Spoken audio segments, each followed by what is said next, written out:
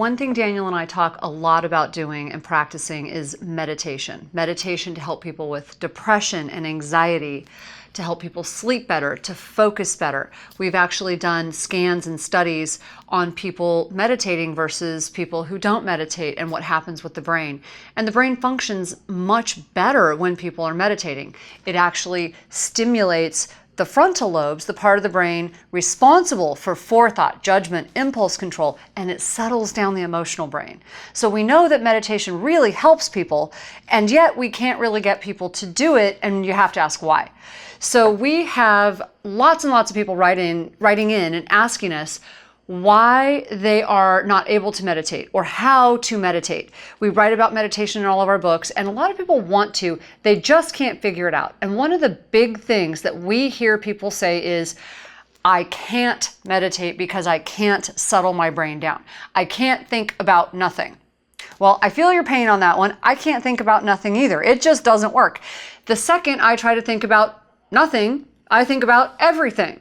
So I'm with you there. So I suppose maybe if I was some monk who lived in the mountains and just did this every day, maybe I would get to the point where my mind would just shut off and I would think about nothing. It doesn't really work that way for me. So over the years, it's taken a lot of practice for me.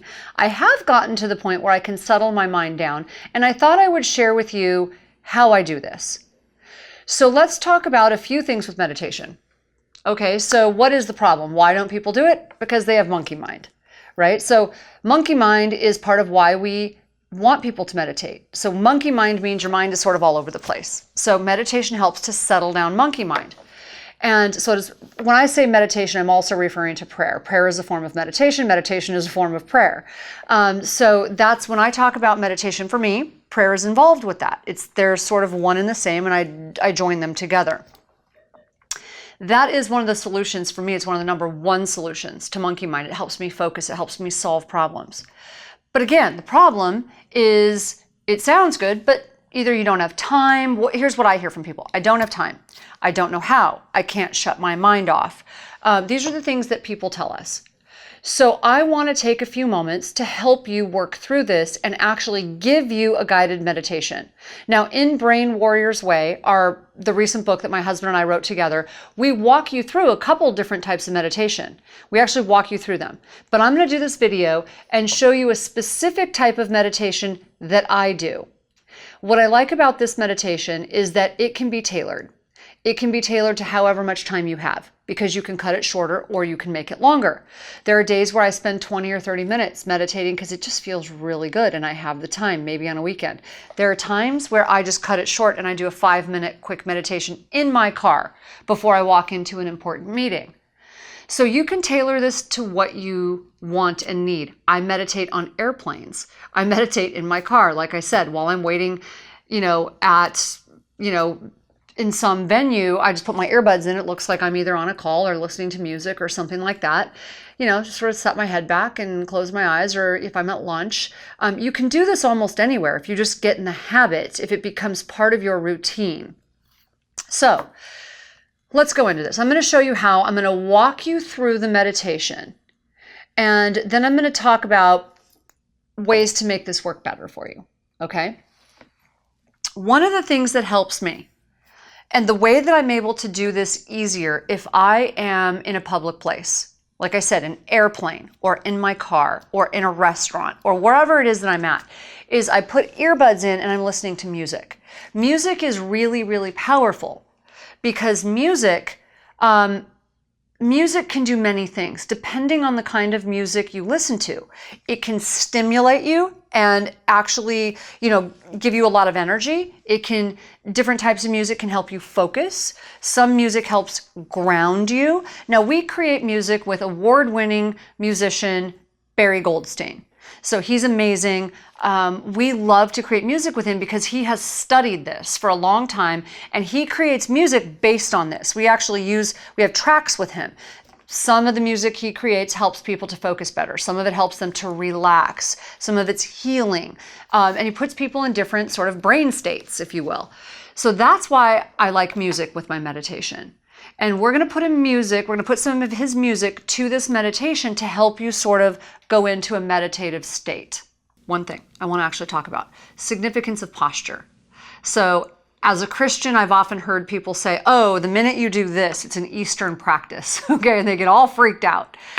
Or, some people say, oh, you're doing this, so I'm not Christian, I don't want to pray.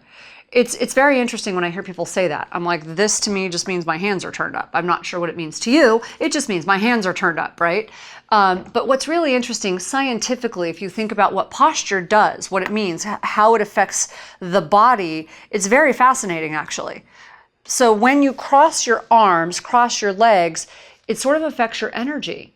It actually blocks energy, the flow of energy. Your body is like energy. You've got energy going through you at all times. And it affects your brain because you've got, both sides of your brain and how they connect, those connections.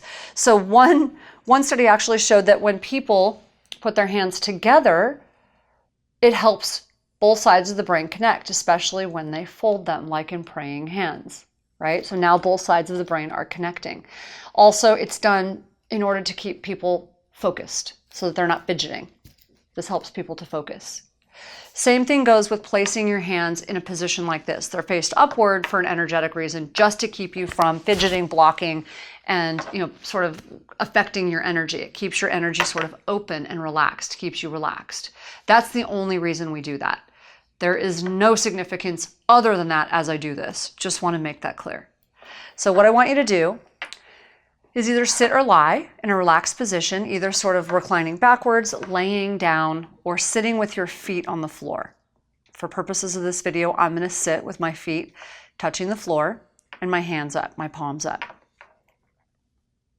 Make sure you have no distractions, and we're going to put this music on.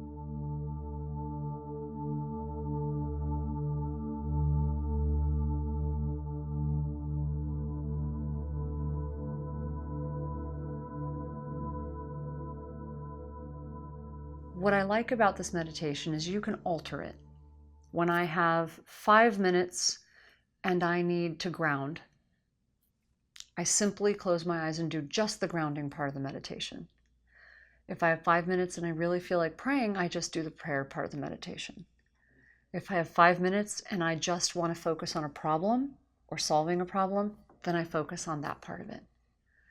But if I have the time, or say I'm on an airplane, or waiting for my daughter and she's in a lesson somewhere, and that's, those are precious moments that I can carve out and steal away from myself, then I take the time to do the whole thing, because that's not time wasted, that's time invested, not only in myself, but in really blessing my family. So I hope this is really helpful to you. This is something that I find changes my life. And it doesn't matter whether I spend 5 minutes a day or 30 minutes a day. What does matter, though, is that it becomes a routine, is that you do it as often as you can. It's like exercise. It's like lifting weights. The more you do it, the easier it becomes.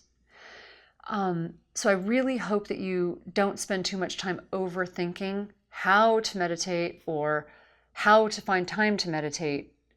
Just put your earbuds in, take your phone with you, put some music on, some meditation music, some relaxing music that's geared toward helping your mind focus and relax and ground, and start meditating.